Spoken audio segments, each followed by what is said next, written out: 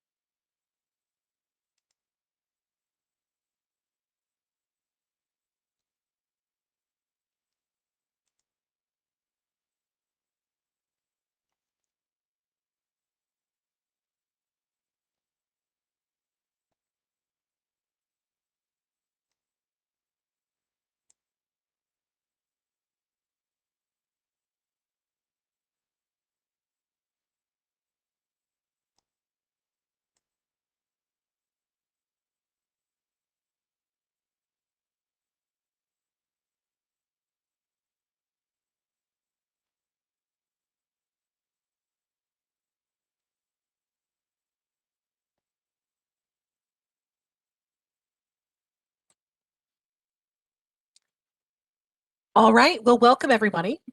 My name is Alina Vasquez, and I am with Human Services Research Institute. I have been working with the department for the last few years to help develop the new budget model. And the presentation today is just a review of the basics of the new budget model, but specifically targeted to DDAs and new community habilitation providers. The basic information we'll be reviewing today is the same material that we're covering in a host of other trainings that we're also doing in the coming weeks and months, with some of the material is just a little more targeted specifically to folks who work in DDAs or who are interested in becoming new community habilitation providers. So if that is you, welcome. If it's not you, feel free to stay. You're still welcome to listen in, and just know that some of the material will be slightly modified from other presentations while all the basics remain the same. Let's start today by just covering a few training reminders. The first thing I want to note is that we really want to encourage folks to ask questions. We will be pausing periodically throughout this training to offer an opportunity for folks to ask questions both verbally and via chat, and to make sure there's plenty of opportunity to pause and get clarification as needed. Do not feel like you are limited from entering your questions as they arise in the chat box.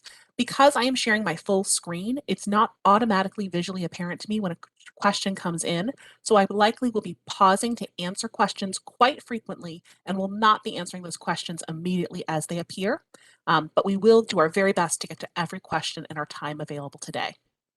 Also, as a reminder, this training is being recorded and will be made available for later viewing on My Choice Matters. Again, it does take a few days for those trainings to be pulled off and adjusted to be able to be entered up onto that website, but it will be coming. We will also be sharing a copy of this presentation on that website as well. So you can use the full recorded version as a reference or just the slides themselves as you see fit. You also are welcome to pose any additional questions you may have following this training or around the new budget model at the web address posted here, HCBS waivers plural, at dhw.idaho.gov. That box remains available for any additional information or questions you may have outside of this training. So today we're going to cover quite a bit of material. We're going to start by discussing an overview of the new assessments and how they will be used, how support levels and service mixes are assigned, and then how participants' budgets are determined using something known as the model mixes. We'll then discuss ways the budget that can be changed, known as budget modifications. We'll do a quick overview of the new ISP and the new questionnaires. We'll discuss a new concept known as mid-year plans and addendums. We'll discuss some new services, how to enroll to provide other services beyond those you currently provide. We'll quickly review applicable ARP rules and then go through resources. We know this is a lot of information to cover and do not expect that you will be fully ready to go and feel like everything is clear at the end of this presentation. The goal of this presentation is to provide an overview and introduction to this material. That is why we're making this training available for later viewing. There is also a new external manual that will be coming out very shortly that will have all of the same kind of information made available for folks, so you can have that as a reference document. Let's start by doing a little background as to why we're even getting a new budget model. As folks are probably aware, there was a class action lawsuit filed in Idaho known as KWV Armstrong. The court said in this case that the existing budget tool, the one that's still currently being used to set budgets for adults, violated individuals' due process rights because of its unreliability. The department and counsel for all members of the Adult DD program, the American Civil Liberties Union, then entered a settlement agreement in 2016. Under that settlement agreement, the department agreed to change the way it determines budgets for adults in the Adult DD program. This presentation is intended to explain those changes, as well as some other related changes that the department is making at the same time. Community Now was formed in consideration of some of the requirements under the KW settlement, specifically that for additional stakeholder input. Community Now continues to meet on a regular basis, but when it was initially formed, met with great frequency in order to develop a set of initial recommendations. These recommendations included a variety of things and included the request for a more flexible service model to support individuals with IDD in a way that meets their needs and their need to explore their interests in the community. Also to include additional services like pre-vocational, career planning, and more individual supported employment in the benefits package to help support folks' goals towards employment. The service changes that are coming as a part of the new model are a direct result of the recommendations that came out of Community Now. The main changes to the services aligning with the new model are as follows. There have been some changes to supported living. Specifically, high and intense will be going away. Individuals who use supported living can now get other services to include adult day health, developmental therapy, or community rehabilitation, among others. And individuals who still want to receive that 24-hour support from a supported living provider may do so. As we noted, there are 3 new services that have been added: pre-vocational services, career planning, and community rehabilitation. A number of sublimits for many services have been removed, and non-medical transportation has been moved from the waiver to the state plan to help increase access to that service.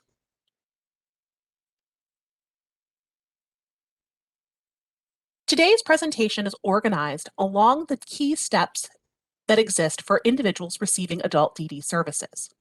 The first of these steps only applies in the first year that someone is initially seeking adult DD program services. That is the application. Folks only need to do the application when they initially apply, and there have been a couple of modest changes to the application in alignment with the new model. Specifically, some changes in the language that ask someone for what services are they seeking support. We're not going to provide much detail in that section because what really is more applicable are those steps that apply for participants every single year that they receive services. The first step every year is that a participant must receive an assessment. Following the assessment, they get a notice that provides their budget, and with that budget, they work with their team and their plan developer to develop a plan. Once that plan gets approved, they then begin to get services, and they may just be happy getting those services in their initial plan for the course of their plan year, and then when the new year begins, they'll go back and do another assessment. Other participants may need to make changes during their year. They may want to get different services or change the providers for services.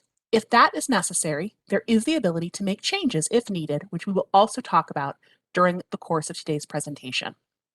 Before we dig in to the first key step in this process around the assessment, I'm going to pause and see if we have any questions that have been raised thus far. Alina, I'm not seeing any questions at this point. Okay, I see one question that came to me privately, which was, will we be sharing the new proposed rates as a part of this presentation?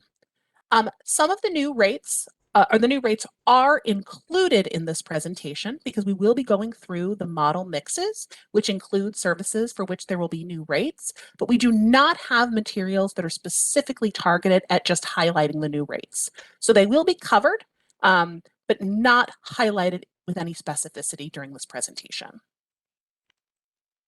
All right, with that, why don't we keep trucking right along and start talking about the first key step for most participants, the assessment.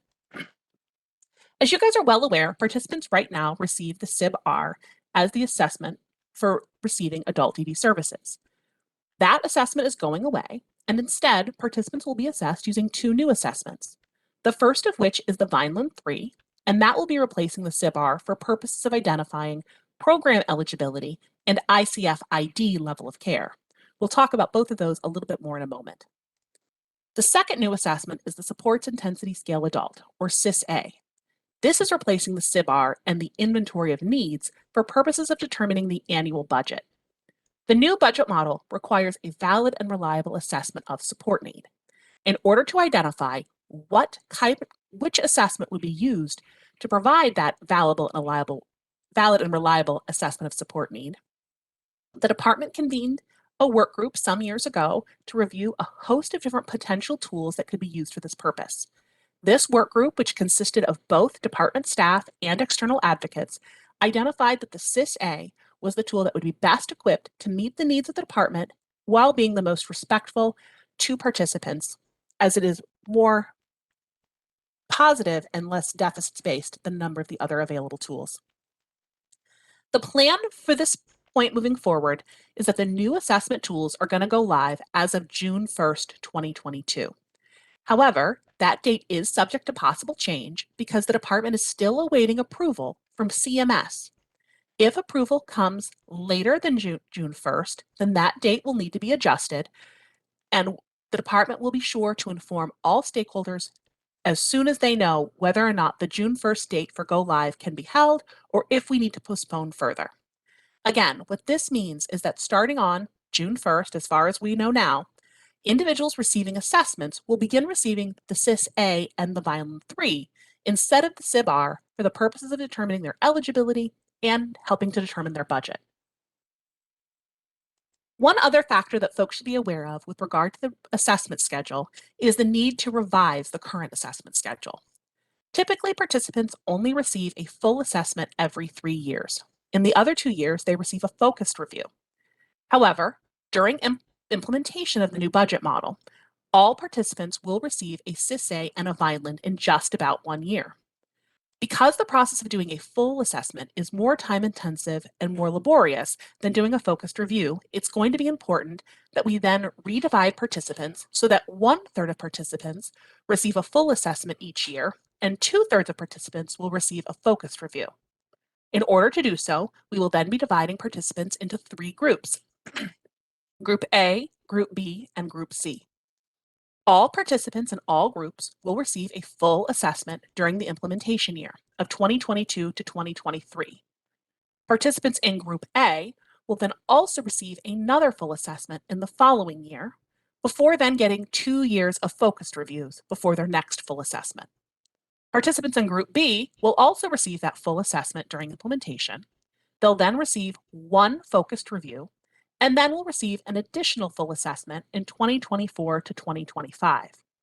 They will then receive that focused review for 2 years before getting their next full assessment in 2027 to 2028. Participants in Group C will receive that full assessment in the implementation year and then have 2 years of focused reviews, getting their next full assessment in 2025 to 2026. Participants will be assigned to these groups at random for the most part, and they'll be informed which group they are assigned to at around the time of their first SIS-A and Vineland 3. One caveat to the random assignment is that individuals who volunteer to participate in the SIS-A as a part of the finalizing the training requirements for Liberty staff, will be automatically placed into Group C. This is a thank you for going through the process of doing that CIS-A very recently, noting that they will have to do another CIS-A as a part of implementation. Therefore, they will then have 2 years until they need to do another full assessment. Any participant who has a change in condition will receive a full assessment as soon as that change in condition is identified, irrespective of the schedule we've just discussed. New participants will receive a full assessment on a regular 3-year cycle, dependent on when they entered into the program. Now let's dig into the first of the tools themselves, the Vineland 3. The Vineland 3 is a tool which will allow the assessors and respondents to review and discuss adaptive behaviors in the following areas: communication, daily living skills, socialization, motor skills, and maladaptive behaviors. The Vineland 3, again, is being used to help determine both program eligibility and ICF ID level of care. Program eligibility is determined on the basis of meeting 3 specific qualifications. The first is that an individual must be 18 years or older. The second is they must have a qualifying diagnosis that was made before the age of 22. They'll also need to submit documentation with the application for services showing those qualifying diagnoses. These can include intellectual disability, autism, cerebral palsy, epilepsy, or other closely related conditions. The third piece of the requirement for program eligibility is that the individual must have a substantial limitation and at least 3 major life activities. This is the portion of eligibility that is determined using the help of the Vineland 3. The different areas of major life activities include self-care, receptive and expressive language, learning, mobility, self-direction, capacity for independent living, and economic self-sufficiency. Again, someone needs to have a substantial limitation in at least 3 of these areas in order to meet program eligibility. All adults who meet DD program eligibility are eligible to receive those state plan HCBS services. So how exactly is the Vineland 3 used to help to identify those areas of substantial limitation? This table shows the specific Vineland scores that are utilized to make that identification for each of the major life activities. I won't read through all of them in the interest of time and the amount of material we need to cover, but this slideshow will be made available on the My Choice Matters website so you can take a deeper look for yourself. But just to quickly orient you to the graph, you can see that depending on the major life activity, there is a different score that indicates a substantial limitation. So, for example, if I had a V-scale score of 10 in the personal subdomain on my Vineland 3, then I would be shown to have a substantial limitation in the area of self-care. That would meet one of the 3 areas where I would need a substantial limitation in order to meet program eligibility. Some areas of major life activity are identified as having a substantial limitation using a subdomain. Other areas are determined using an entire domain, and some areas are used in using something known as the adaptive behavior composite. The adaptive behavior composite is a combination of the communication, daily living, and socialization domains. Other domains, such as self-direction, requires a certain score in multiple subdomains. In that circumstance, someone needs a score of less than or equal to 10 in both the community subdomain and the coping skills subdomain. In order to receive waiver services, an individual must have applied for waiver services and must meet ICF ID level of care.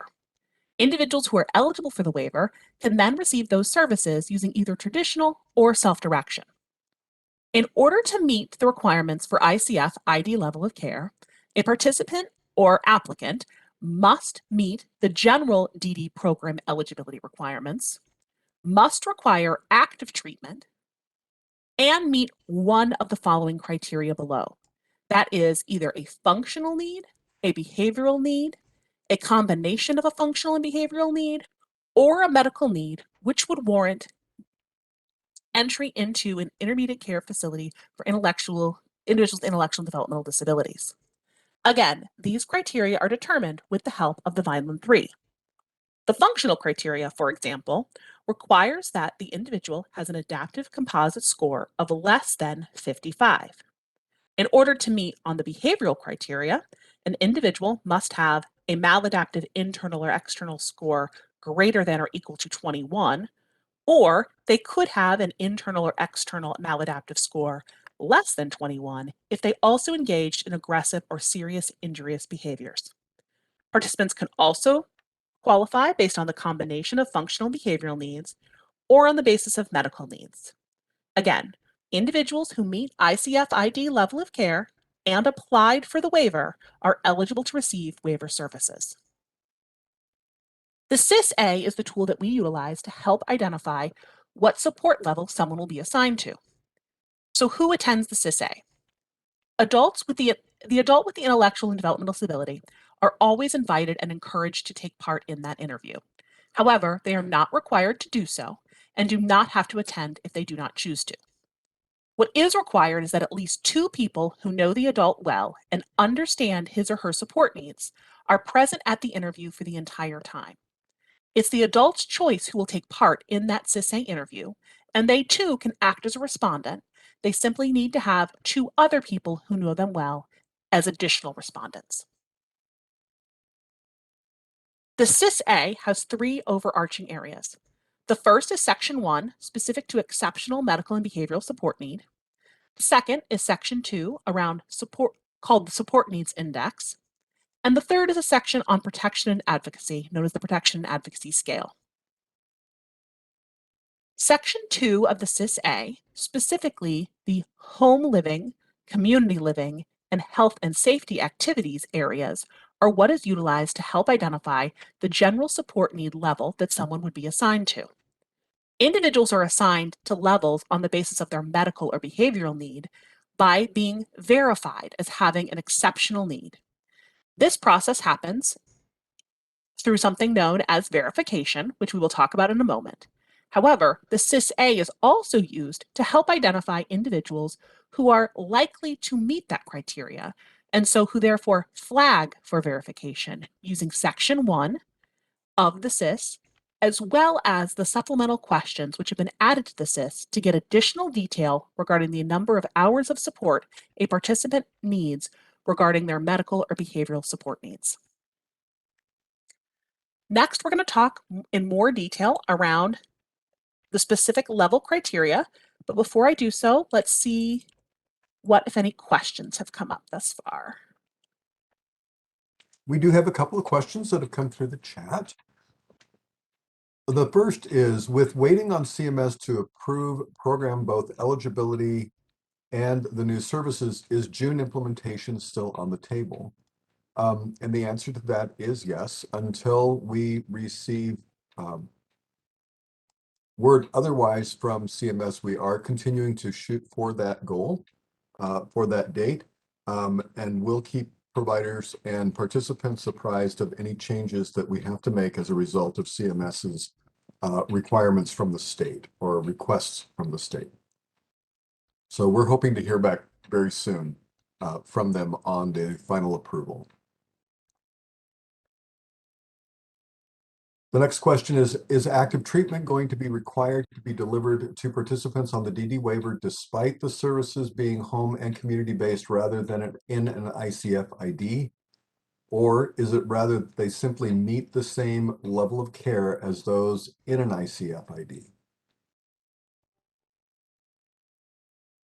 So the requirement for waiver services is that they meet that level of care. The program services that are outlined have the requirements for the service, which would include any kind of active treatment requirements that might be included. So the service for supported living outlines what supported living includes and how providers should implement that program and those services. And that is what the expectation to be followed would be.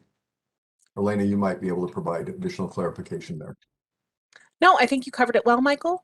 The active treatment requirement is really just a mechanism because someone must show that they meet the entrance criteria for an ICF ID in order to waive entrance into that kind of a program and instead receive services in the community. That is the impetus for the active treatment requirement and why it is a part of the ICF ID level of care criteria. There are no other questions in the chat at this time. And not seeing any hands raised either. All right, well, let's keep going. So next, let's talk a little bit more about the specific criteria to get into a support level. As I already stated, levels 1 through 3 are assigned based on CIS-A scores, specifically the standard score for sections 2A, 2B, and 2E. That's often referred to as an ABE score. In order to be assigned to level 1, a participant would need to have a standard score on ABE of between 8 and 22. In order to be assigned to level 2, the score would need to be between 23 and 30, and to be assigned to level 3, they would need an ABE score of between 31 and 52. One thing to note is that each participant is only assigned to one support level, even though there is the potential that a given individual could meet the criteria for more than one level. So here is an example.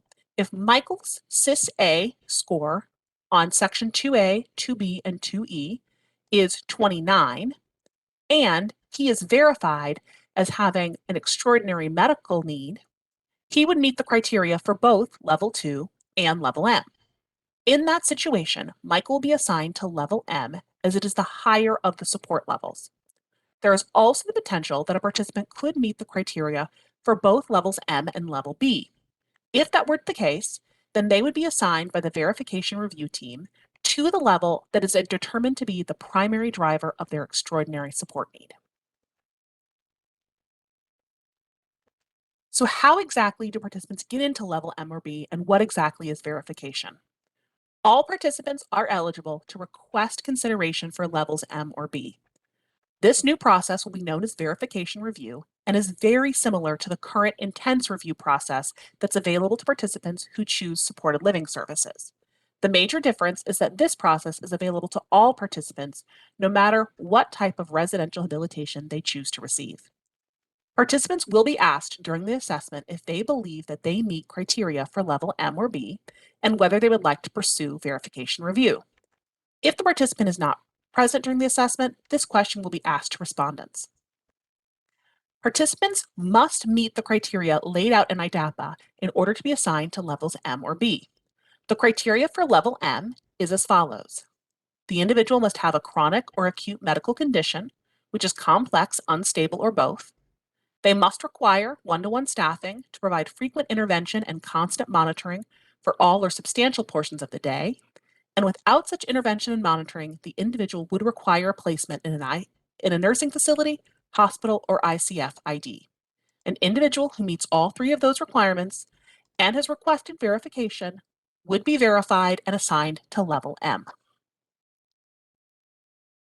The criteria for level B is provided on this slide and looks slightly more complicated because there are multiple scenarios by which someone could meet the criteria for level B. There is one consistent element throughout, and that is a need for one-to-one staffing to provide frequent intervention and constant monitoring for 16 hours a day or more to prevent reoffending of the specific behavior in question. In addition to that requirement, which remains consistent throughout, an individual could be assigned to this level if they have a pending felony charge related to the serious injury or harm of another person, if they're on probation for a recent felony conviction related to the injury or harm of another person, if they're on parole from incarceration for a felony conviction related to the serious injury or harm of another person, if they've been released for time served for incarceration for a felony conviction related to the serious injury or harm of another person, if they have a history of predatory sexual activity.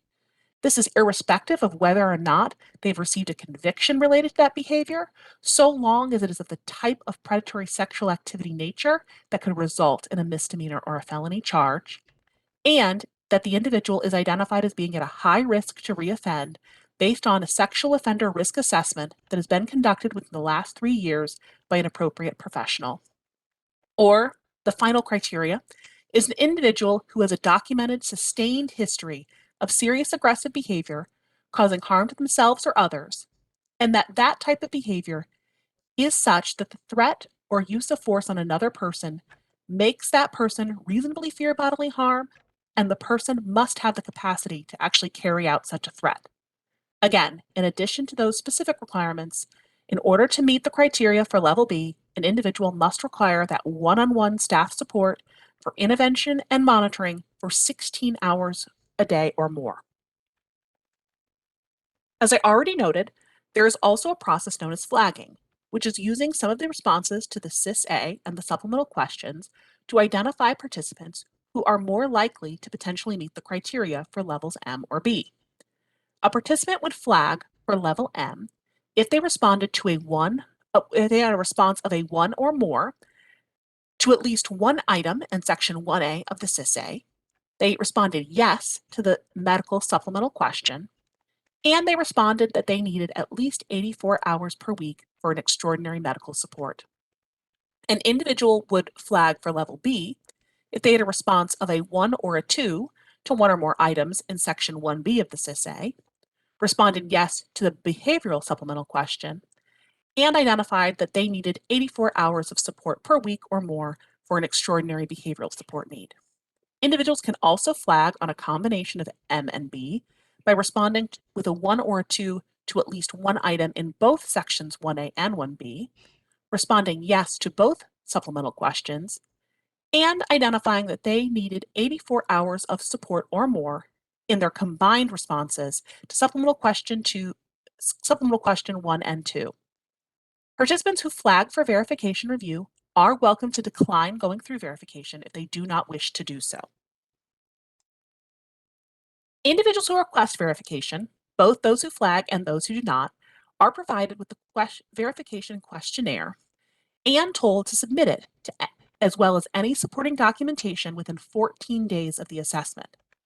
Individuals are also welcome to request verification review at other points during the plan year. However, we highly recommend that this request comes at the time of the assessment. Any individuals who do not request verification will be assigned to levels 1, 2, or 3 based on their SIS-A scores in the manner we already described. The verification questionnaire is a new form that will be coming out with implementation of the new model. It is divided in the different sections as to the reason why you believe someone meets an extraordinary medical or behavioral need, offers a variety of questions that can be answered on the form, and provides examples of the kinds of documentation that can and should be provided to support the request for that verification. This slide provides examples of the kinds of documentation that can help to support inclusion in level M or inclusion in level B. For medical, it could include things like seizure logs, nursing plans, hospital discharge summaries, or other kinds of history and physical documentation. For level B, it could include things like legal documents, court orders, sexual risk assessments, incident reports, or police reports. Verification is conducted by the verification review team. This team includes a clinically licensed behavioral health professional, a representative from quality assurance at BDDS, a representative care manager from BDDS, a licensed practical or registered nurse, a representative from the FACTS crisis prevention team, a qualified intellectual disabilities professional, and an administrative member.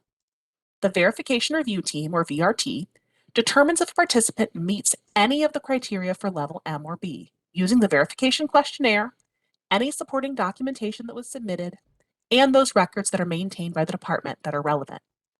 The participant's eligibility and budget notice will include information on the VRT team's decision, their rationale, as well as the documents that they reviewed in order to make their decision. Participants have the right to appeal decisions by the VRT.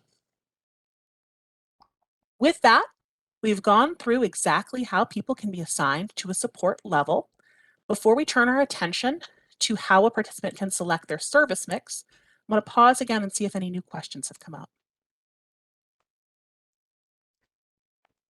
We do have a couple. Will terms such as frequent and constant be defined in rules, and also terms such as sustained, serious, reasonable, etc.? Um, and I don't believe that we have these all specifically assigned or defined in rule. We rely pretty much on common definitions of those terms, but we can definitely take that concern back and look at the rules and see if there's a way that we can provide additional clarification for when those terms arise. And then the only other question I'm seeing at the moment, did IDHW procure input from participants and or stakeholders in the development of the IDH, I think it's supposed to be IDHW forms associated with the new services. So input was gathered through on some of the components through the meetings that we've had and conversations that we've had over the past several years as we've been developing the process. As far as a specific meeting with participants and other stakeholders on the forms themselves, that has not happened. We're presenting them here. And we will take feedback as we implement. If there are issues that arise, we can make adjustments as we go along. Please understand that implementation is not a one and done thing for us. There is an assessment process that we will be going through as once we implement, that we will continue to evaluate, make changes and adjustments to the process as needed.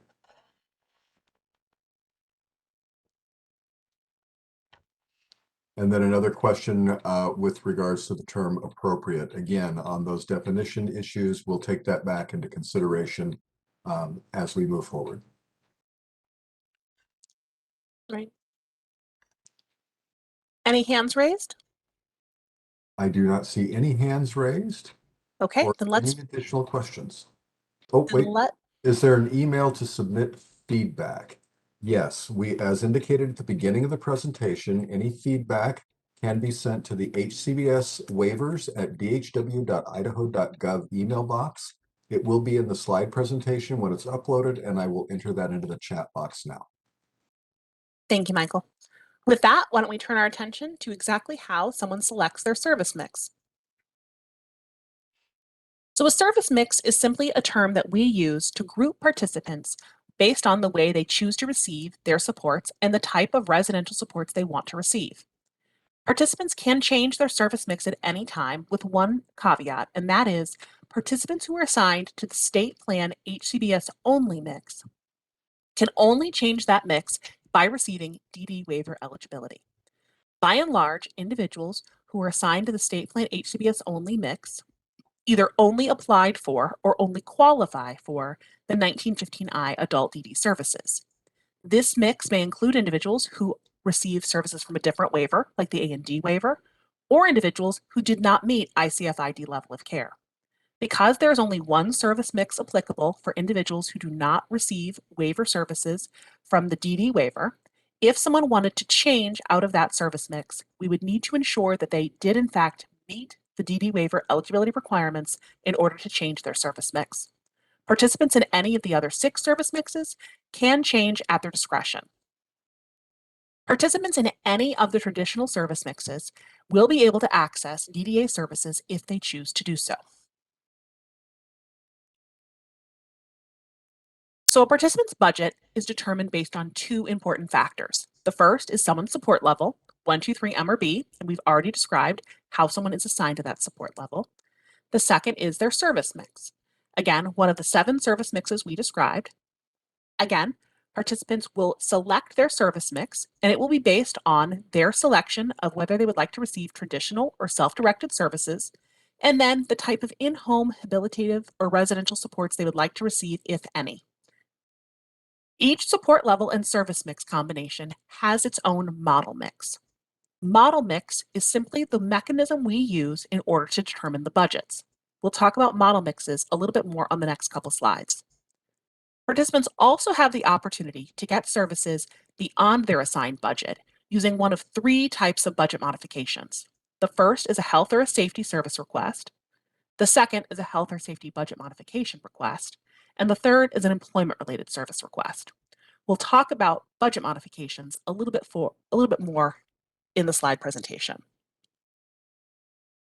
So as I already noted, model mixes are the way by which we get to the budget. Those model mixes were developed by identifying the average type and amount of service the department anticipates individuals will use within each support level. Model mixes are then priced out to determine the precise budgets. However, participants are not required to use the specific services in the specific combination that are included in the model mix. Individuals have the ability to use their budget flexibly within the different components to purchase those services that are best going to meet their needs. The model mixes also can be and are altered as needed, such as when new rates come into play, as recently happened due to approval by the legislature for some services. When that occurred, the model mixes were modified to account for the new rates that are applicable for supported living, adult day health, and developmental therapy. So a model mix is developed by looking at the available services and determining what is the average annual units that the department anticipates a participant in a given service mix and level would want to receive and should receive of that service. We then include that number of units, we multiply it by the applicable rate, and that becomes the dollars that should be added for a given service. You then complete that same process for every service within the available array, and then add all of those figures together to get to the total budget. We will show you an example of each of the model mixes on the next few slides. One other thing to note is that for traditional services, the budget is divided into 3 core components. The first component is residential supports. That's the way that someone chooses to receive in-home habilitation if they choose to do so. The second is discretionary supports. That's where the vast majority of available services reside, and that is the kinds of supports someone may use to fill their day. And the third is planning supports, specific to the supports that someone receives to build their plan and then to monitor their plan by their service coordinator. Those 3 components together equal the total support budget. By and large, participants are limited from moving dollars between these different components. There are some exceptions specifically for participants in supported living who may want to utilize some of their discretionary dollars to purchase additional residential supports, thereby continuing to get 24 hours of supported living services. But by and large, the individual components must remain separate, but you then have maximum flexibility to use the dollars within each of those components. Remember, too, that participants still have the ability to obtain a host of other services that are known as health, safety, or employment services outside of the budget, simply by meeting the service-specific criteria. Participants can also obtain additional residential supports or additional discretionary supports by identifying a health risk or a safety risk and submitting documentation clarifying that need. This slide shows the entire service array available for adults using traditional services divided by the different budget component. As you can see, residential supports include certified family home supports and supported living supports. Individuals who choose neither of those types of residential supports would be assigned to the community-only service mix and would not have dollars attached to the residential supports component of their budget. Discretionary supports include the majority of supports, including all of the new services, pre-vocational, career planning, and community HAB. It also includes those services that are currently provided by DDAs, adult day health and developmental therapy. It also includes non-medical transportation, respite and chore service, which is limited to participants who receive no paid residential habilitation supports, and includes that supplemental supported living for those individuals who select the supported living service mix and who would elect not to receive other discretionary supports, but instead to prefer to continue receiving 24 hours of supported living. Planning supports consists of both service coordination and plan development. And in the final column, you see the list of the health, safety, and employment supports.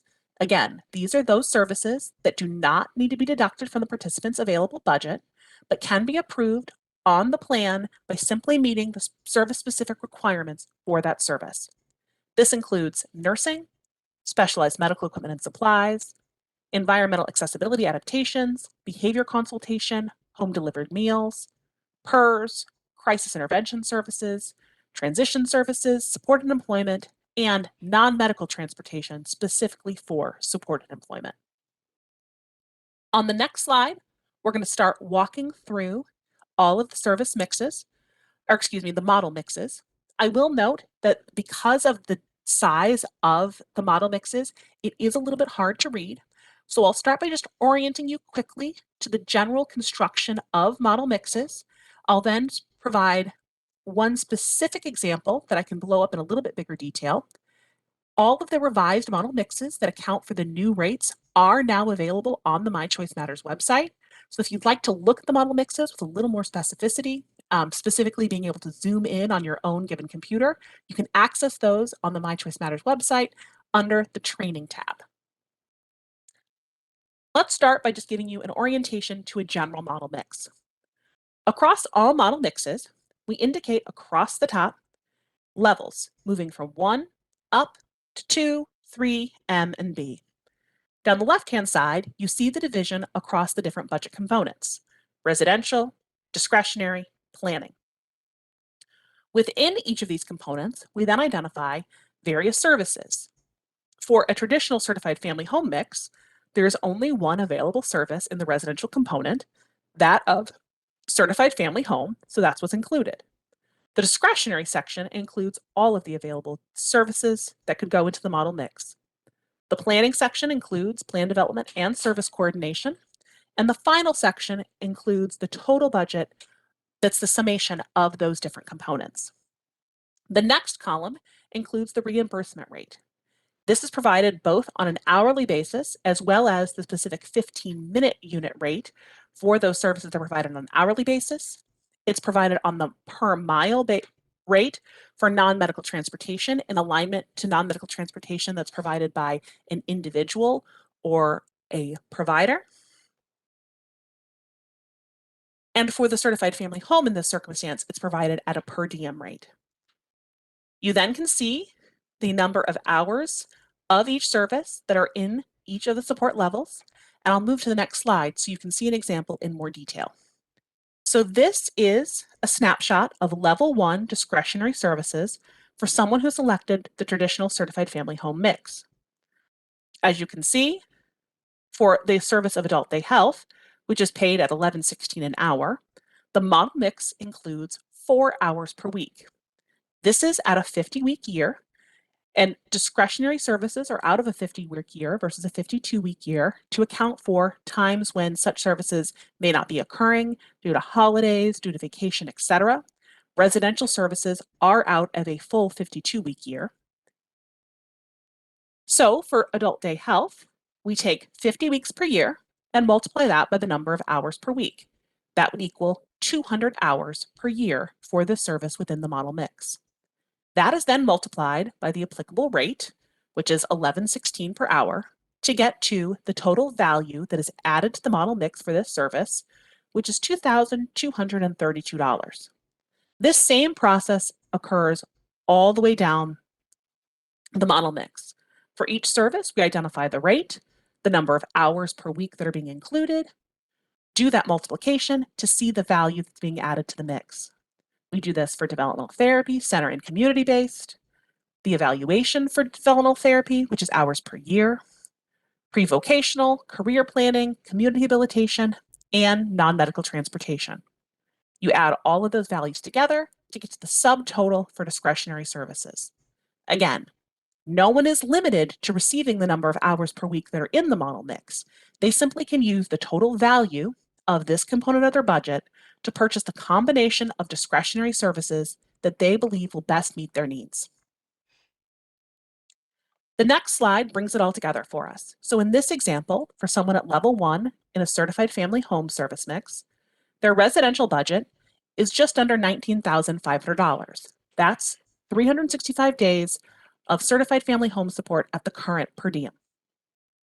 We then add in that just under $28,000 from the discretionary section that we just went through. We then add in the planning supports, which is 12 hours per year for plan development and 54 hours per year for service coordination. Again, this is an amount in the planning budget that is consistent across all traditional service mixes. We then add those three subtotals together to get to the total budget for someone in level 1 seeking certified family home services for $50,634.51. I will quickly go through the other model mixes and just point out a couple of high points to note as we go through each of these. Again, please feel free to go and look at the model mixes at your own in more detail. The model mix for state plan HCBS only is a little bit different because the number of services that are available within that mix are reduced. This only includes those services which exist on the state plan. There are no residential services on the state plan, so for that section of the budget, it is not applicable. The discretionary services available include developmental therapy, community rehabilitation, and non-medical transportation.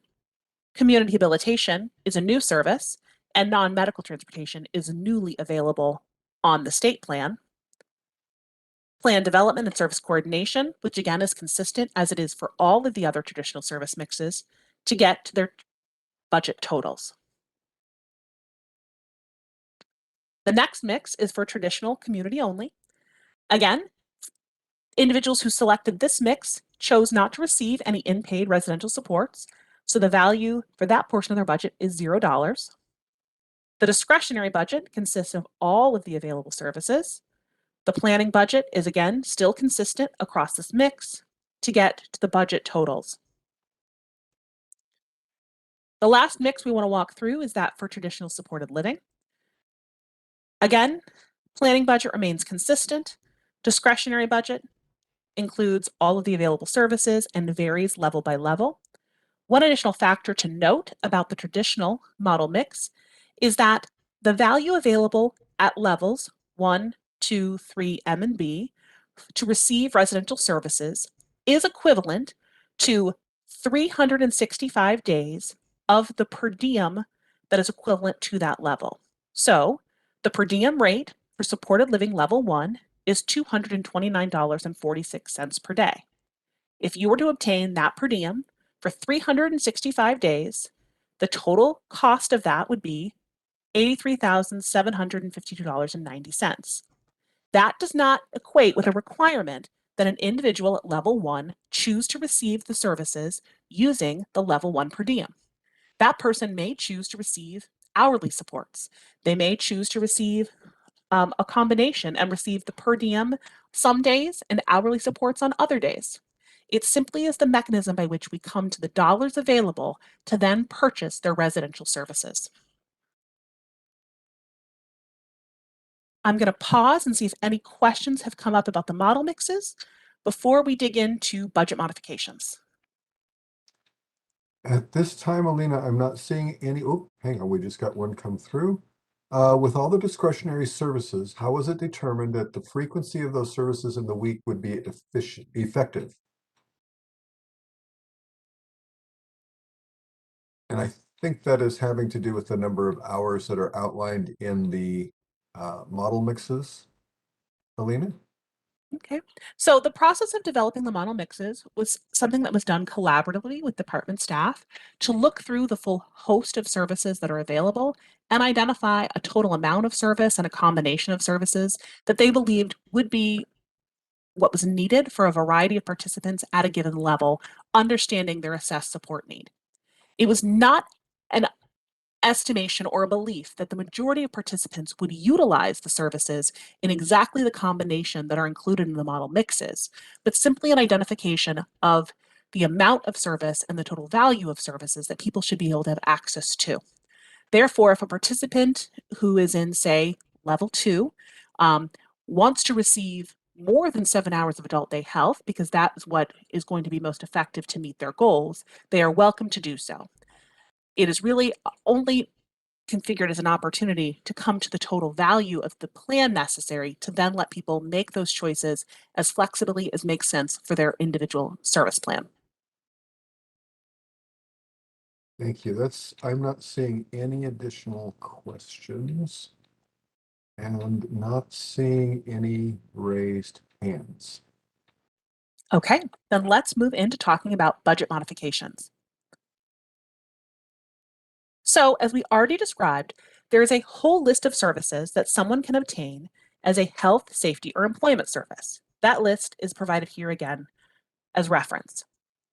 Individuals can receive any of these services by simply meeting the service-specific criteria to utilize that service.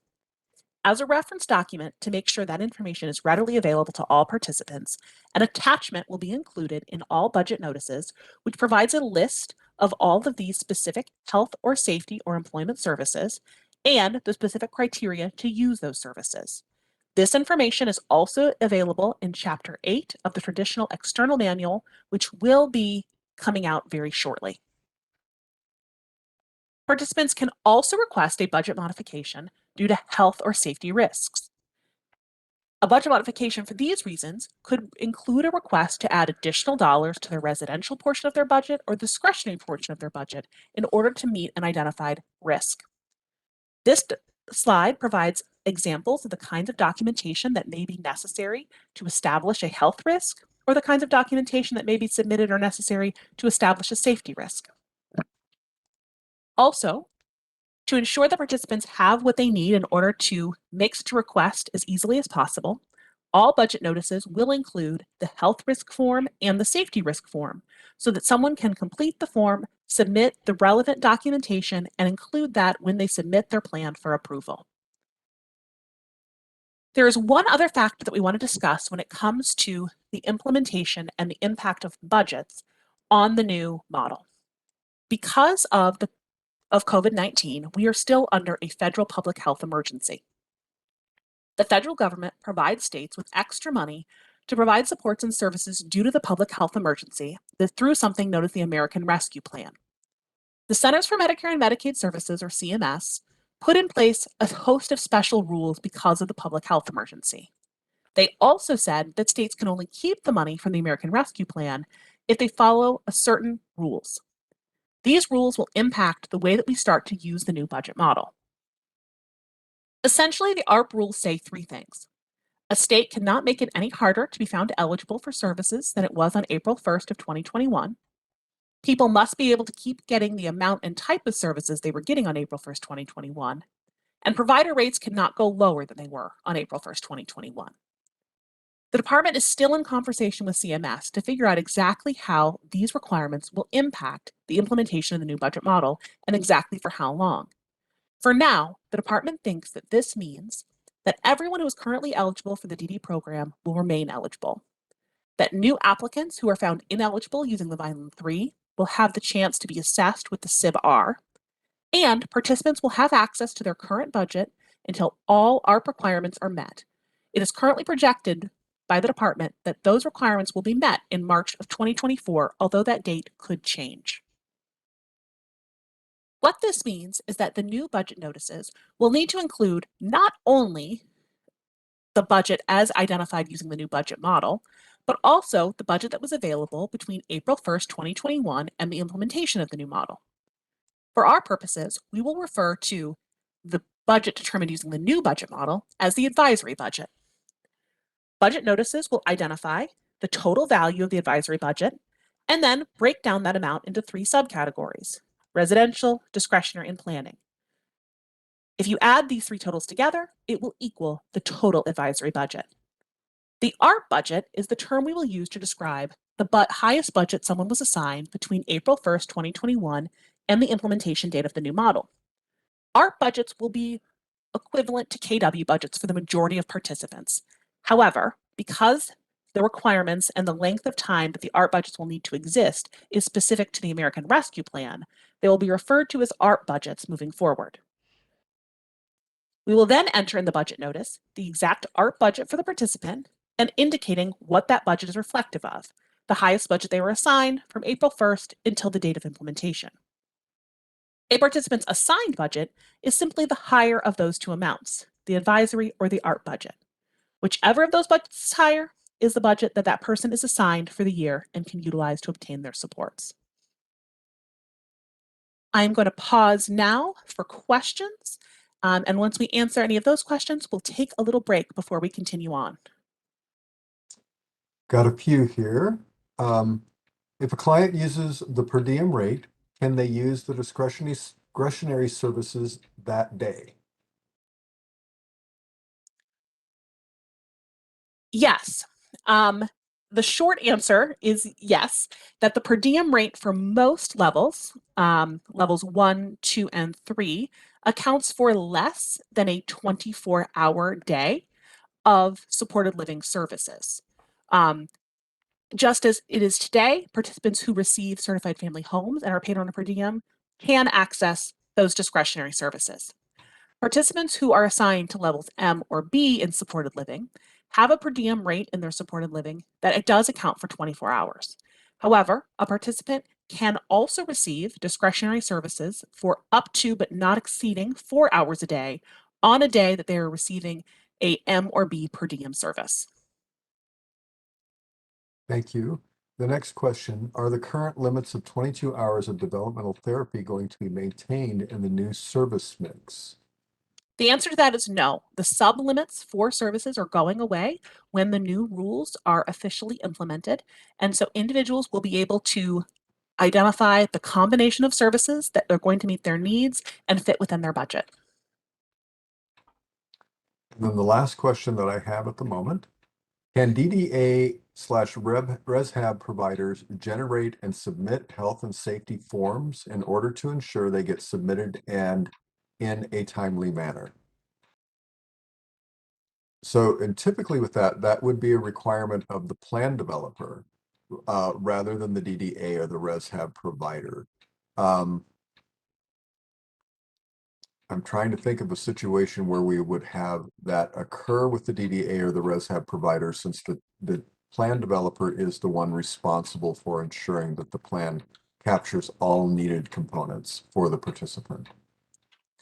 A DDA or ResHab provider may be instrumental in helping to collect the additional documentation necessary to support the health risk form or the safety risk form, but the submission of the form itself is the obligation of the plan developer.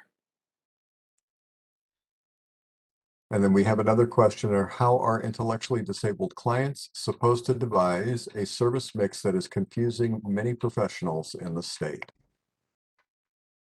So individuals with intellectual developmental disabilities can select their service mix by simply selecting things they already select today.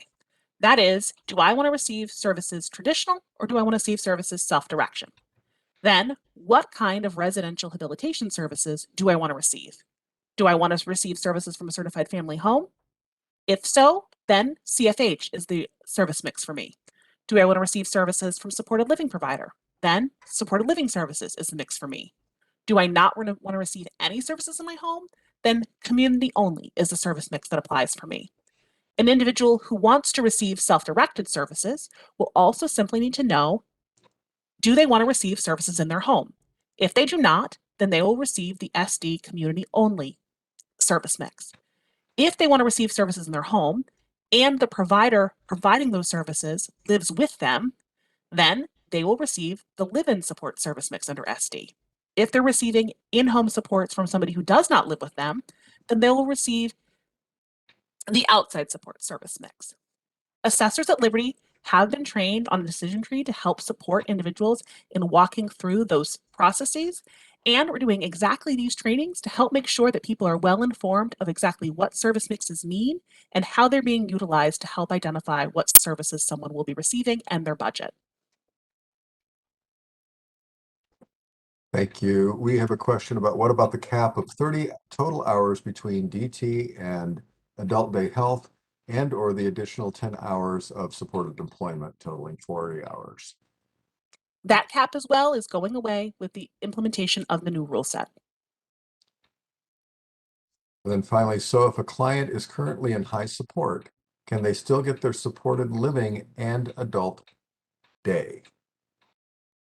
So individuals who are currently in high support um, and who have not yet migrated to the new model will be able to obtain adult day if they would like to, but in order to do so, they would need to do a budget modification or an addendum to remove some of their supported living units and instead supplement with those adult day health units. Individuals who've moved into the new model, where the per diem is no longer set at a 24-hour per diem, can do so a little bit more flexibly. But as soon as these rules are in place, individuals will be able to do those services that are available that best will meet their needs. If a client signs up for both supported living 24 hours a day and the discretionary services on their plan, but what do we do if they refuse to participate in the adult day to that day? So under the new model, so again, assuming that we're moving forward, by and large, individuals will not be able to sign up for 24 hours of supported living on the same day that they're going to be using discretionary services. There is a caveat specifically for folks who are in levels M or B, where they can still use the per diem if they're obtaining a few hours, so 4 or less discretionary services. But if a participant who is in the new model using supported living services wants to use 16 hours of supported living, so the per diem for level 2, and then wants to receive discretionary services, if they are in a situation that they decide they don't want to go to adult day health that day, maybe they're sick or not feeling well, it will be a part of the obligation of the planning team to come up with backup plans to identify, in a situation where someone's plan cannot come to fruition, how will their needs be met? For some people, that may be they will access alone time during that time. For other people, it may be that they will access and get support from natural supports to come into their home since they won't be going to the services as anticipated. For others, there will be an identification and a need for subbing in and getting support staffing from the supported living agency to provide that support. All of that will really be up to the individual's planning team to identify which possible strategy would make the most sense to address those unique circumstances where someone's plan doesn't end up coming to fruition for the day. And we'll be doing a whole second training specifically for supported living providers on just that process, as well as doing some additional training and support for service coordinators on how to help facilitate that process. Thank you, Elena. I have no additional questions at this time and no raised hands. All right, why don't we go ahead and break for a very short break? Why don't we reconvene here at 13 minutes after the hour? So that's either 2:13 or 3:13, depending on your time zone, where we will go over the rest of our presentation today.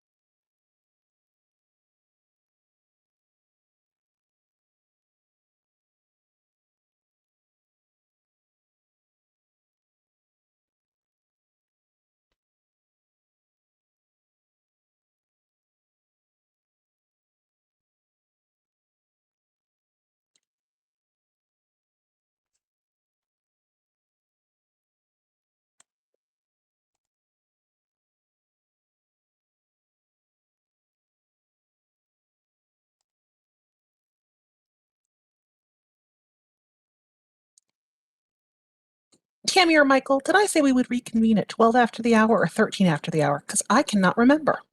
13. Okay, then I'll give it another minute. Thank you, Tammy. You're welcome.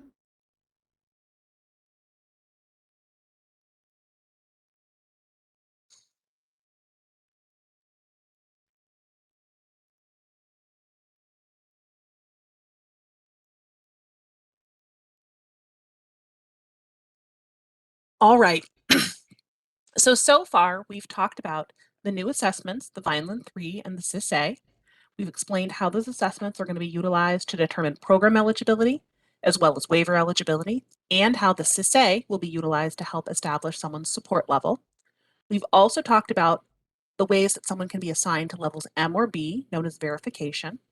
We've talked about how folks get assigned to a service mix and how a service mix and a support level together can help determine someone's budget using the support of model mixes. We've also talked about how someone's budget can be adjusted from the assigned budget or from the advisory budget by virtue of a budget modification, either adding health, safety, or employment services, or by asking for additional supports for residential or discretionary supports due to a health risk or a safety risk. And we've also talked about the implication of the additional requirements under the American Rescue Plan and the public health emergency. That brings us to the next step in the process, which is developing the plan and getting services. Plans are going to be developed slightly differently to align with the new budget model and to align with the HCBS settings rules. There are going to be more services to choose from. The vast majority of service-specific sublimits have been removed, and there will be at least some flexibility to move between budget components. Plan developers are going to work with participants to determine exactly what services they want to receive and how that may look different than the services they receive today. On the next few slides, we're going to quickly orient you to the new ISP forms, as we know that folks may participate in ISP meetings and see some of these forms within the course of providing services. So, under the new Individual Support Plan Service Plan forms, we begin by just entering personal information for the participant, the guardian, as well as the plan developer. We then enter information around the participant's strengths, goals, and preferences. Questions to answer include things like, what are the participant's strengths? What services are important to the participant? This includes including information about services that maybe the participant is not currently receiving, but still remain important to that individual. What the participant identifies as their personal goals and desired outcomes. What activities will assist them in achieving their desired goals and outcomes, and who will help to complete those activities. Where the person chooses to live or receive services. What alternatives were considered. What risk factors may be applicable for that individual,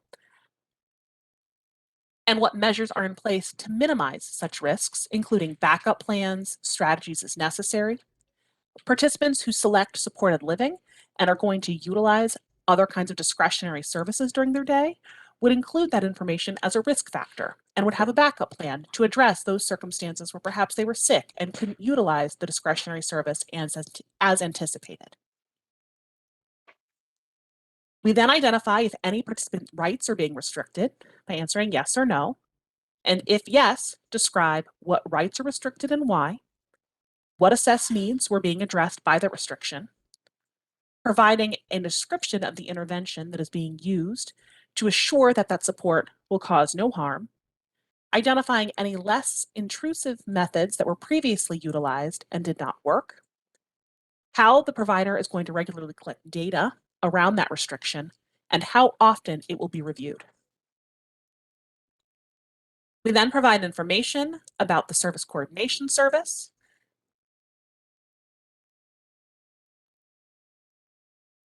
describe all of the DD paid services. These would include services that perhaps would be offered by the DDA, including developmental therapy or community rehabilitation. Any non-paid DD services, this would include things like doctors, perhaps other waiver services for those individuals who may be receiving services from the A&D waiver, as well as any natural or unpaid supports the person receives.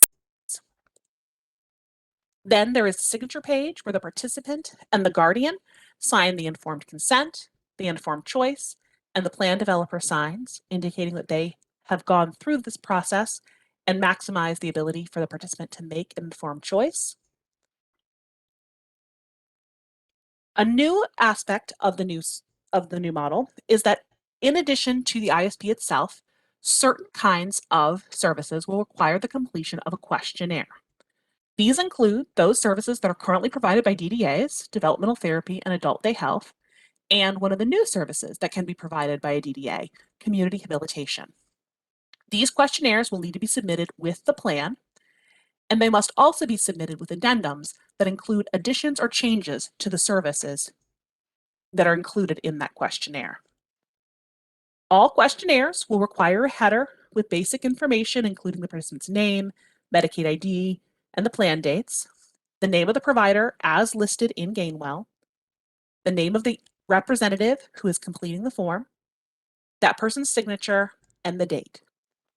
We'll now quickly walk through the questionnaires that are applicable for each of the services that are currently provided by DDAs and the one new service that is available to that provider type. The developmental therapy questionnaire asks whether or not developmental therapy has been referred by a physician, yes or no. As you are well aware, developmental therapy must be referred by a physician in order to be approved. We then ask how many hours of center-based developmental therapy the participant will receive each week, and then enter that number. We then enter how many hours of community developmental therapy the participant will receive each week, and enter that number. We then identify the informal goals and formal goals and obtain the provider's signature. Adult day health looks very similar, indicating how many hours per week the participant will receive. Again, this can be an average if there's some variation week to week. Informal goals, formal goals, and then the signatures.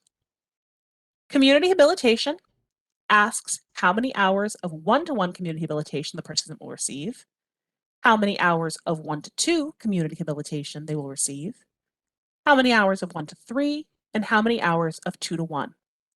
We'll then include the informal and formal goals. Formal goals can be left blank on this questionnaire as they are not required for community habilitation, and then the signature from the provider. Implementation plans are also required for a number of services, including developmental therapy, adult day health, and community habilitation. On this slide, we provide the list of those services that do not require an implementation plan, and note that implementation plans will need to be submitted within 14 days of receipt of the authorized plan of service or the start date, whichever date is later. Implementation plans do not need to be submitted with plan addendums.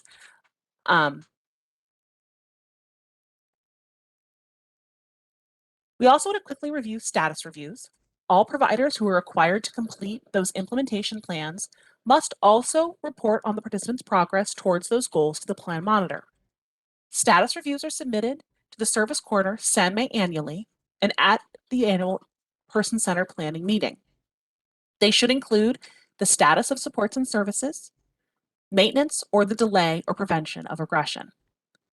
Semi-annual status reviews must be submitted to the plan monitor for review at least no later than 15 calendar days from the 6-month date. Service providers should be prepared to discuss those reviews at any person-centered planning meeting. Annual status reviews can be submitted to the plan monitor no later than 30 calendar days from the end of the plan date.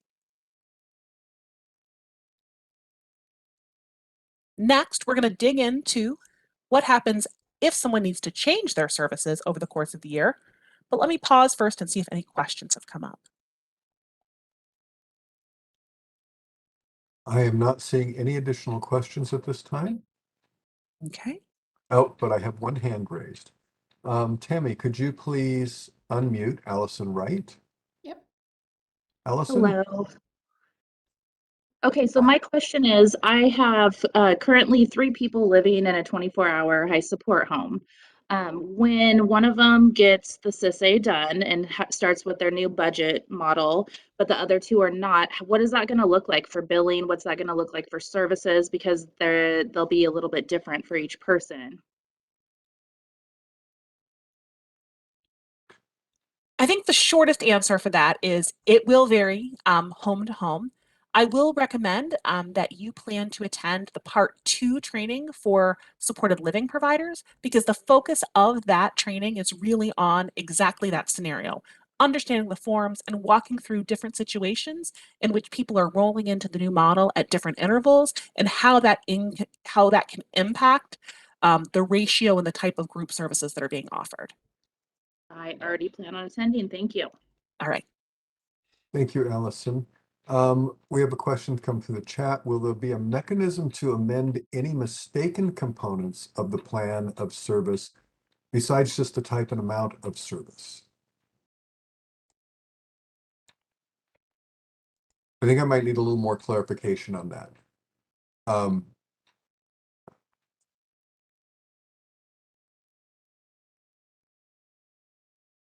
So there's always a mechanism that if there's a problem with the plan, that it can be appealed or a request can be made for amendments. I'm not sure what type of mistaken component would be referenced here.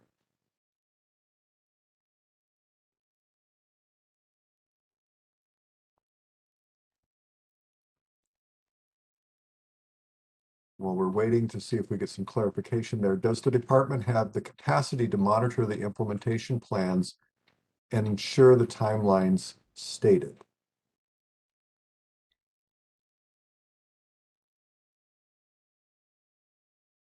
And Hannah, could you provide clarification? The implementation plans on the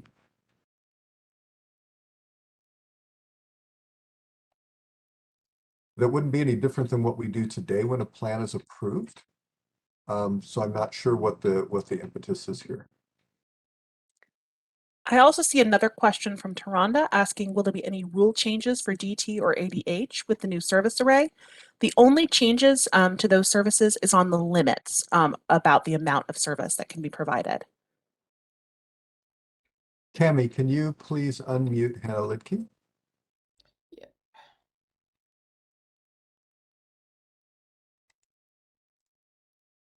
Hannah, you should be unmuted. Can you hear me? Yes. Okay. So, and maybe I missed part of that, but Elena was explaining the services that would require an implementation plan and that providers would have 14 days to complete those. Are we submitting those to the department, or is it just that when you come in to do your normal Medicaid review audit, you would check to make sure they were done at 14 days? My question was, if we are submitting them to the department, do you have staff capacity to review those? I mean, we're talking about thousands of implementation plans. So submission of implementation plans is not required at this time. It's that you need to have them completed in that 14-day period, and then that would be reviewed during QA reviews, as is currently the process. Okay. That clarifies my question. Thank you. Thank you for the clarification, Hannah. I'm sorry I wasn't tracking there with you. Clarification on the other question. When there are mistakes in any section of the plan, can any or / all of the content be modified and corrected? There are occasions where IDHW want providers to follow the plan, but if there are mistakes that can't be corrected, it will cause compliance issues potentially. So I think that those errors would be caught during the plan review and when providers are signing the plan and reported at that time and corrected. If there's an actual change to the plan, then an addendum would need to be submitted.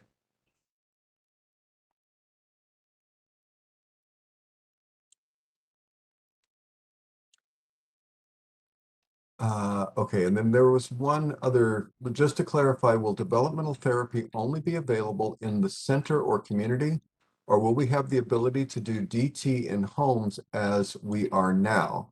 I'm specifically wondering about participants on state plan.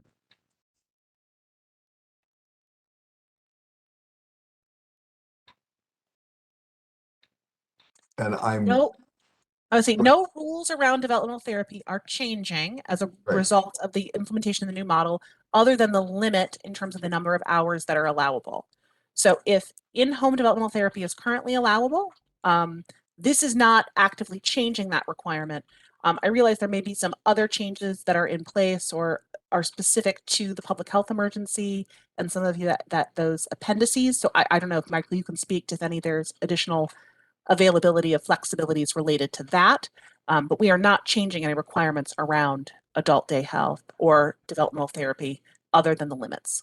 Correct. And so any flexibilities that are currently in place related to the public health emergency, we'll be having information come out about those as things roll back or CMS or the federal government lifts the public health emergency. We'll have information coming out about what flexibilities would go away, but we haven't changed the definitions or the requirements around developmental therapy or adult day health as they were in rule. And then clarification addendums are submitted on plans for things that affect the budget, correct? Or if is any change to the plan, no matter how small. I think that's the question. And I guess what I'm getting at is in the question about the mistakes, if there's some error in the plan that cannot be implemented as the way the plan was submitted, we would need to know about that change or that correction. My hope would be that that would get caught early on in the review process. So if there are situations where there's an error that prevents a provider from implementing the plan as written, if I could get examples of those, that would really help me better understand where this concern is coming from. So you can submit those to the HCBS waivers at dhw.gov email box or send those directly to me so that I'm having a better understanding of what the concern is here. And just a further clarification, Leslie, addendums are also needed for things that are changing the plan, even if the budget itself is not impacted. So if you were going to change the provider who's going to offer your developmental therapy, even if the exact number of units and the same cost is associated, that would still require that addendum because of the provider change. It seems too that perhaps Trinity Nicholson would like to be unmuted to ask a question. Okay, I'm not seeing a hand, but Trinity, Tammy, if you could unmute Trinity, please. Okay, she's good. Yes, Trinity, you're unmuted. I'm so sorry. I joined late. I don't know how to raise my hand. Can't see Oh. it on my screen. So It's okay. that was all my question was, how do I raise my hand if I need to? Oh, okay. Depending on the device that you're joining from,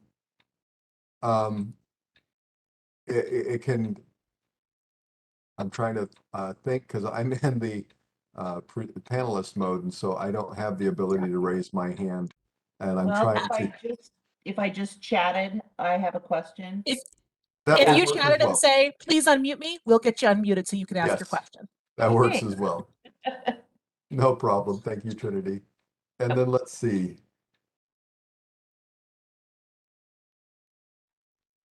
Okay, so there was a comment made that we don't typically see the plan before it is submitted. We meet, decide what will be on the plan, then the plan gets submitted afterwards. I have caught mistakes afterwards, such as inaccurate unit amounts or incorrect goals. So for me, I would expect then that you would push back to the plan developer and say there's an error here that needs to be corrected, and the plan developer then can submit that correction to the department. And I'll take that concern back and make sure that there's not something different with the team that I'm missing there. I appreciate that feedback, and I am sorry if that's happening. Let's see if we can get that kind of thing resolved.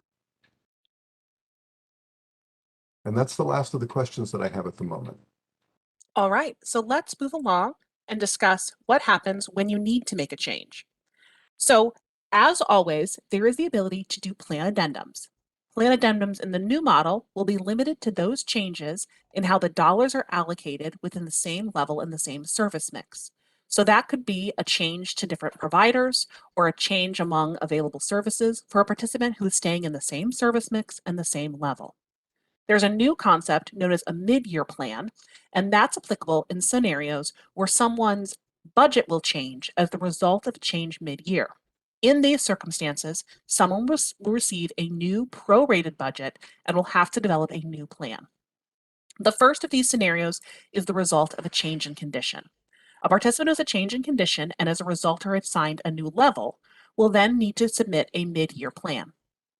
Participants who have a service mix change during the year will also then need to submit a new plan based on a prorated budget. The third scenario are those participants who decline verification review at the time of the assessment, but later select to go through verification and are then assigned to levels M or B. Because of that level change during the course of the year, a new budget will be assigned and a new plan will need to be submitted. A change in condition request can be submitted anytime the participant feels that there has been a change in their needs that is so significant the most recent assessment is no longer accurate to reflect their needs. Plan developers are needed to complete that change in condition request form and detail exactly what changes occurred, and will also need to submit supporting documentation showing exactly what in the individual's condition has changed. Liberty will then review that request and the documentation to determine if the information submitted warrants a new assessment. If a change in condition request is approved, Liberty will contact the individual and/or the support team to schedule a new assessment. After that assessment has been completed, Liberty will send out a new notice.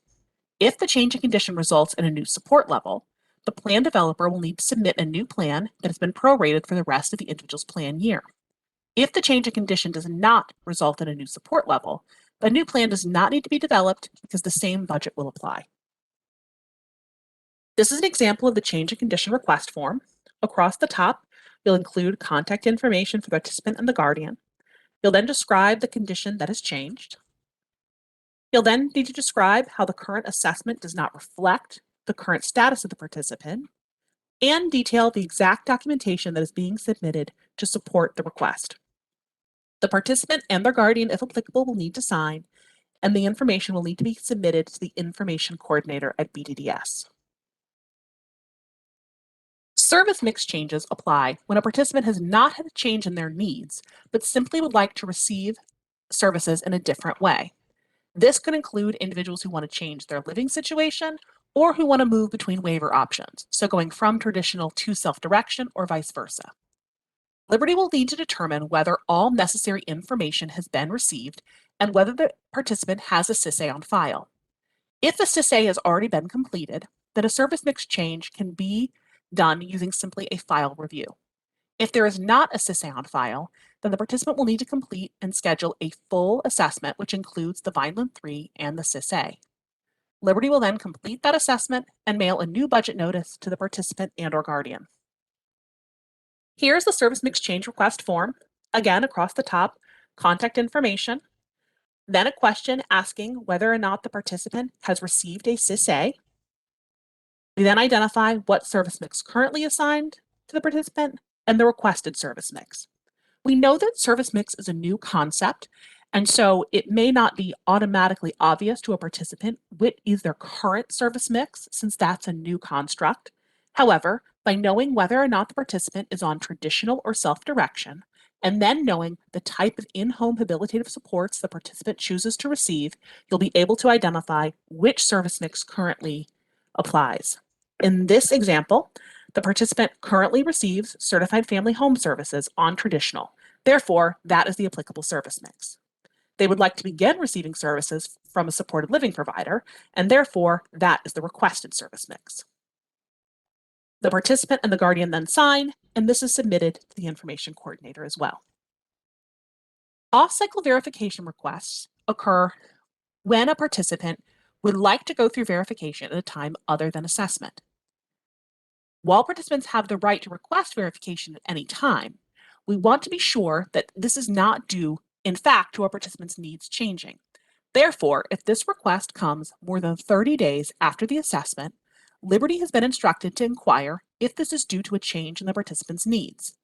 If the request is because of a change, Liberty will indicate to the individual that they should instead complete the change in condition request process, as a change in condition request can also create the opportunity for verification.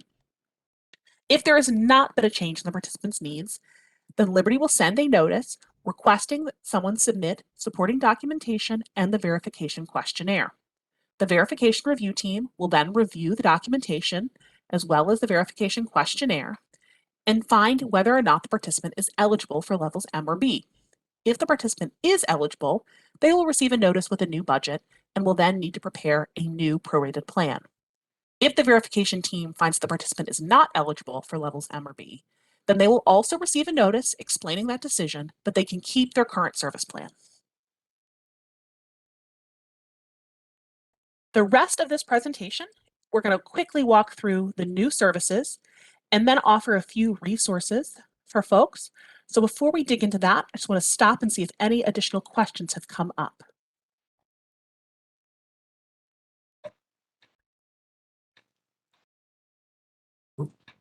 Not seeing any additional questions at the moment, just, oh wait, here we go. Do participants keep their current plan until their start date for their plan? Yes, so participants will roll into the new model according to their plan date. That means that if a participant is not intended to get a new plan until, say, December, then they will continue on their current plan until it comes time for them to get their next assessment ahead of their next plan. The one caveat to that is that if a participant experiences a change in condition that requires them to get a new assessment earlier than their regular redetermination date, then they would be migrated into the new system early because after implementation date, again, currently anticipated as June 1, we will only be conducting the new assessments, but for that one scenario that we described in the ARP mitigation plans. And then related is if a participant is not due for a new assessment until the beginning of the year, will they be able to access services such as adult day? Adult day health immediately when the new service array begins, or will they have to wait until they receive the new assessment? I'll take a first stab, and if I say anything Right. incorrectly, you correct me. And that is, once the new services are approved and the rules have been adjusted to account for the changes to requirements around supported living, et cetera, a participant can submit a plan addendum and adjust their plan to begin receiving some of the new services. However, that would require them to adjust the way they currently receive their services. So if someone's currently receiving 24-hour supported living, in order to add one of the discretionary services, they would need to make an adjustment in order to account for the shift they are seeking to make. Correct. And that answers the next question that came in. I think there was kind of a crossover. If a person is waiting for their new assessment, can they still access the new services? So, yep. They will be available to all if they have the budget dollars to access, and they can adjust services around that. No other questions? We do All have right. a hand raised. Oh, Alice, one hand. you should be unmuted. Thank you. So I just had a quick question about the new CISA and about the respondents. So I know a handful of my participants have a really hard time getting any respondents. So they rely on the service coordinator or on somebody like me, who's a developmental specialist, to be one of the respondents during that time. Because of the new CISA taking so long to do, will there be an option for agencies to bill for that or for TSCs to bill for that time? So one of the things that we are working on is looking at TSCs and support brokers being able to utilize time to support individuals during that assessment. I know that has been voiced, and we are working on process, and we will provide additional information here very soon with that. Okay, thank you. The one other thing that I'll note is that if you are actually providing support to the individual during the time of the assessment, so the participant is present, you are also present, you can be acting as a respondent and acting as a support person during that time, you can bill for that time in that capacity. Okay, Correct. sounds That good. would be the same for any of their staff. If they have a staff member that supports them and they need that support during the assessment, and that staff is the most appropriate respondent, yeah, they could be paid as a support staff during that time as well. Sorry, I should have Perfect. clarified that. Thank you. No additional questions at this time, and I'm not, so one more. With the rule change of plan developers dispersing plans rather than the department, I think we're missing part of the question.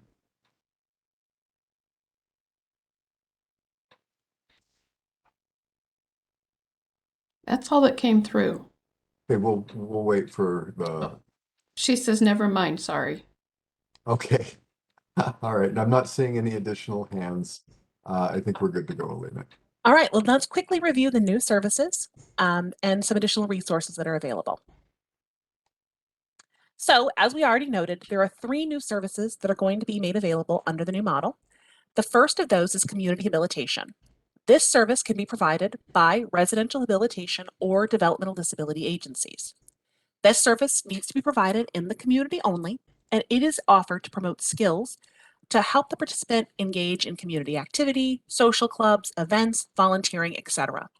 The focus of this goal is to help someone become more engaged in their community and help develop more relationships with folks who are not in the service of providing them supports. This can be provided on an individual or a group basis, but if it's provided on a group basis, it should be to a group of individuals who have goals that are of enough similarity that it makes sense to obtain that service as a group. So, for example, if there are 3 participants who all identify a great interest in learning more about snakes, they can all come in together and go to a snake club as a group service in order to engage in their collective goals as a group service. We simply want to indicate that folks should not be using community habilitation if the goals of individuals using that service are too varied, as it really is focused on obtaining and identifying those skills or interests that are specific to the person in the community. Pre-vocational services can be provided by supported employment agencies and are intended to teach employment skills in community settings to prepare someone for paid employment in the future. The goal of this service is not to provide job-specific skills, but more generalizable skills that help to make someone more employable. This could be things like how to get ready on time, how to interact appropriately with customers and coworkers. This service is limited to 520 hours over the course of someone's life and can be accessed over 2 different plan years. This service can also be offered on an individual or a group basis. Career planning is another service that's offered by a supported employment agency. That service is developed to help a participant identify their career objectives and create a plan to help them advance or attain those goals around competitive integrated employment. This is a service that would be ideal for someone who's perhaps working in a job that they don't feel like is a good fit and want to move into a different direction with their employment, to come up with a plan for how to achieve their broader goals around employment. This service is only available on an individual basis and is limited to being provided for 4 hours a week. So one question that we've heard a fair amount is, how does non-medical transportation fit into community habilitation? Community habilitation is a service that is intended to help someone achieve their goals in the community. Transportation to obtain that service is something that can be done outside using non-medical transportation. Non-medical transportation can be provided out of the discretionary budget when it's for someone's discretionary supports, or out of the health, safety, and employment budget when it's specific to someone's employment goals. If you are currently enrolled as a DDA, you can become a supported, or you can begin providing the community habilitation service without enrolling as a new provider. In order to do so, you'll simply need to contact Livia Ivascu and let her know that you're looking to begin adding new service options. You'll need to include your provider name, your PRZ number, address and phone number, and the regions you would like to serve. If you would like information about how to enroll as a DD agency or a residential habilitation agency, you can also do that by contacting Livia at the phone number and email address listed on this slide. The next slide provides rules specific to provision of the community habilitation service that we recommend you take a look at if you're considering adding that service to the array that you provide, as well as a little bit of information about how someone can enroll as a non-medical transportation provider. It may be that providers who are going to begin providing the community habilitation service may also want to enroll as a non-medical transportation provider to help support and accompany the participant in obtaining those supports in the community that they would like to see. So For example, someone could enroll as a non-medical transportation provider for the purposes of transporting a participant from their home to the location where they would like to receive that community habilitation service. And the example I used previously, Snake Club. At the point that you then arrived at Snake Club, you could then begin providing that community habilitation service. And then at the end of that activity, you could end the community habilitation service and then again provide non-medical transportation for the purpose of transporting that person back to their home. If that's something you would like to consider, you can provide or submit a provider enrollment agreement for non-medical transportation through the Gainwell Technologies provider portal. If you need help filling out that application, you can contact the Gainwell enrollment representative for your region. This slide provides some rules around non-medical transportation for any providers who may be interested in thinking about beginning to add that service to the array that they offer. This slide talks a little bit about some next steps. We really recommend that you keep on the lookout for additional updates regarding the date of implementation, release of relevant materials, including the new ARP rules and the Adult DD External Program Manual. We also want to really encourage you to complete a very short survey about this training at the link listed here. We can also pop that link in the chat just momentarily. This gives us an opportunity to get feedback as to how we can improve this training, if there's additional information that we should make sure people are aware of before we hit implementation, and really want to make sure that all stakeholders in Idaho are well aware of the new changes that are coming and how to be prepared. We also ask that you please share information about these trainings and specifically those trainings that are available for participants and families with those in your network. The department is hard at work trying to get the word out around participant and family focused trainings that will be happening over the next few weeks. That information is available on the My Choice Matters website, including specific flyers targeted for participants and families. But any help you can provide to help get the word out would be greatly appreciated, as we want to be sure that participants and families are well versed in the new model before we begin implementation. This slide provides a few contacts and resources, including the My Choice Matters website, the link to the current ARP rules, link to the current provider handbook, as well as the Community Now website. Again, these are provided so you have access to them when reviewing the PowerPoint later on. And with that, we can use our last 10 minutes together to answer any questions. We have a couple. Community Hub, how large a group? And I believe that is up to 3 participants with 1 staff. The question, will you be removing the restrictions that DDA services cannot include educational, recreational, and vocational services? I'm assuming this is in relation to DDAs being able to provide the ResHabs, or the community habilitation service. That would not be a DDA service at that point. They would be providing that as a community habilitation service. And so I don't believe that we've removed any of those restrictions for the DDAs.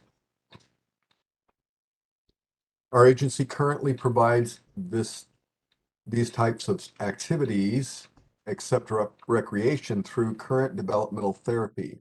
Does this mean we have to replace this with community habilitation services, or can we continue in this capacity?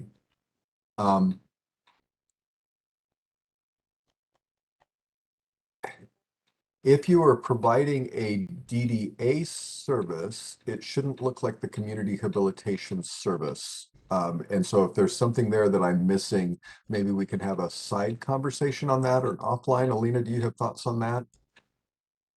Yeah, so I think that it may just be looking a little bit more as to what are the goals associated with that developmental therapy service and how that may be slightly different than the goals associated with community habilitation.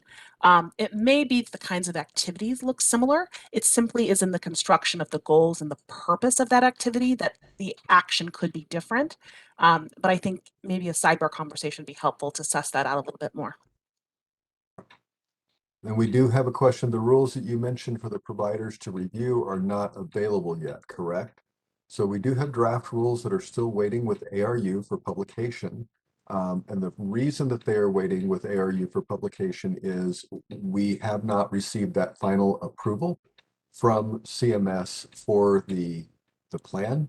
And we don't want to have to pull back rules if we have to make some type of significant change based on CMS's guidance or direction to the state. And so as soon as we have that approval, then we'll push those rules forward and we'll make sure that we, one, publish the link on the My Choice Matters website, as well as the draft rule, and we will try to send out a blast email to providers to let them know that the rules have been published or will be published and where to find that information. What are the potential requirements? Oh, excuse me, the procedural requirements for community habilitation. Like, what does the plan need in order to submit to the plan developer?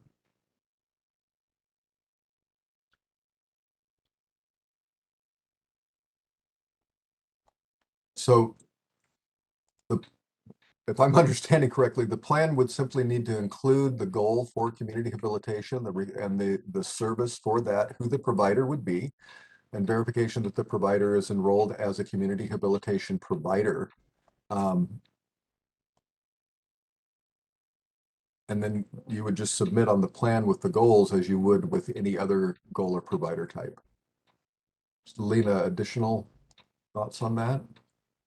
Yeah, no, I think that, so long as there is a goal that is identified and is included in the plan, then you would complete the questionnaire, you would develop an implementation plan that you would then keep on file to then be able to provide that service.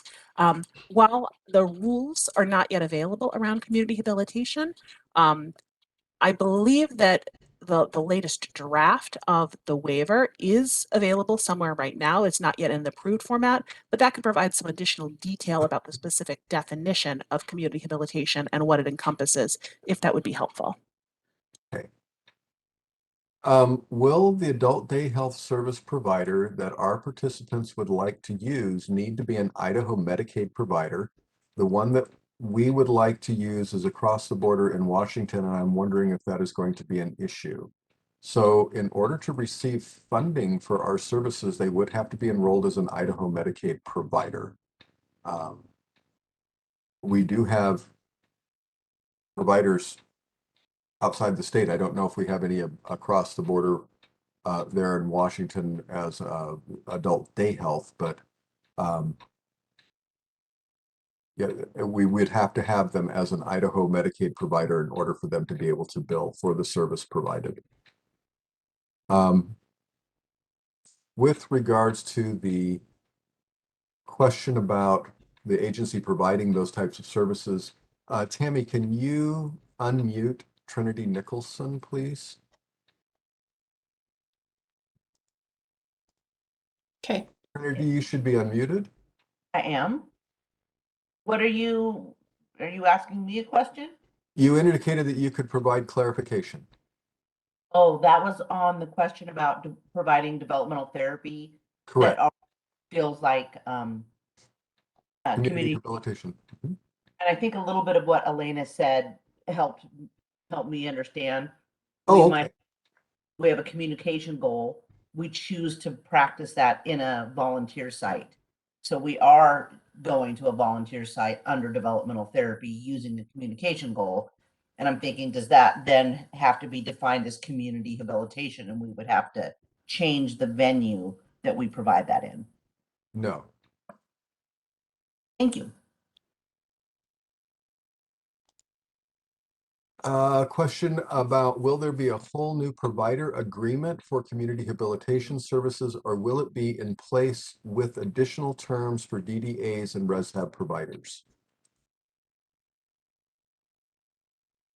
And I believe, Brian, I need to double check on that because I know we have created additional terms, but I don't know if it's an additional provider agreement. I think that it is.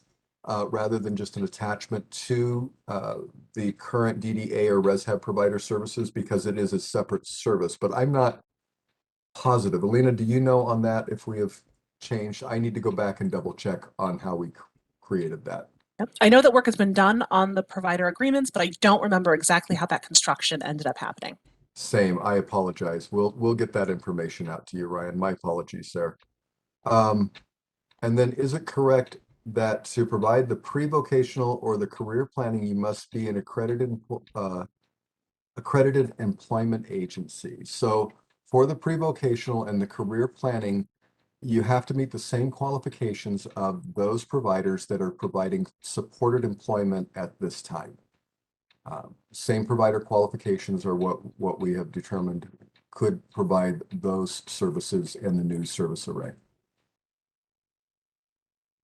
But just for the sake of clarification, assuming that you meet those requirements and you're able to show you meet those requirements and become accredited in that way, you don't have to be providing supported employment so long as you meet all of the requirements to provide pre-vocational and career planning. You can choose Correct. to just provide those services and not supported employment if that fits your business model. Correct. Thank you for clarifying that, Elaine. Not seeing any additional questions at the moment, and I'm not seeing any raised hands.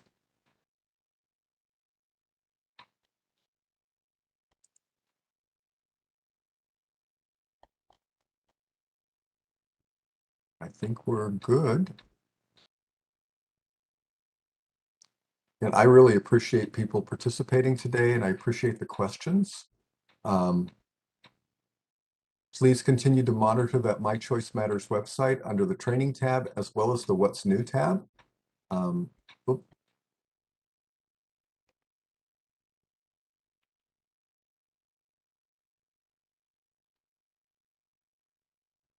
So the question that came through is CARF nor RSAS accreditations are not going to be required if Medicaid enrolls a provider, right? Again, it's the same accreditations or requirements that our supported employment providers have today are the requirements that would need to be met.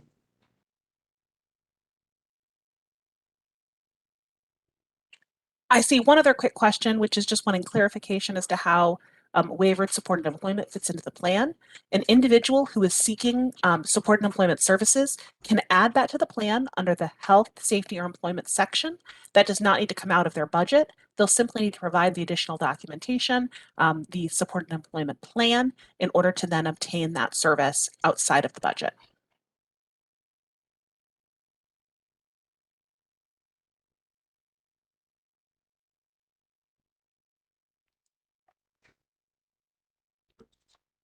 Isn't there, the question is, isn't there a pathway for Medicaid to enroll a CSE provider without the provider necessarily being accredited?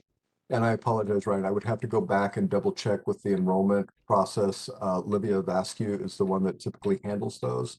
And she is off this afternoon, and I am not in the weeds as much as her when it comes to those enrollments. So I can go back and clarify that, and we can get that information out.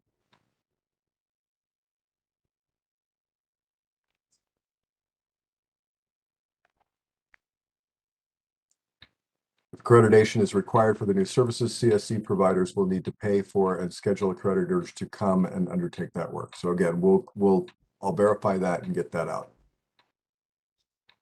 And I see one last question. There is not a cap to waiver supported employment in the new model.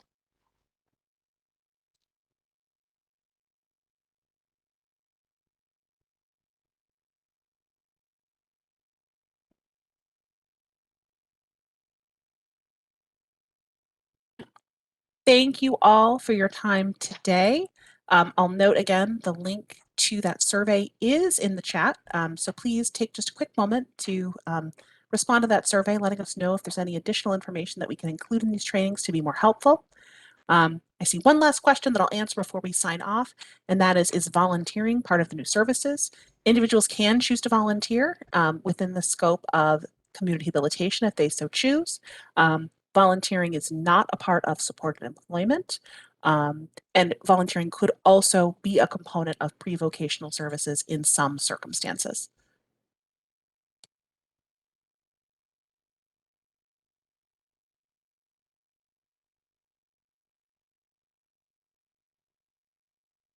And how do you ensure that they are compliant with Department of Labor law? And we'll just be looking at that through our QA process as we come through and do the backside. And we are past time here. So again, thank you everyone for your participation. And as Alina said, please fill out the survey and we will have additional information to you coming. So please watch that website.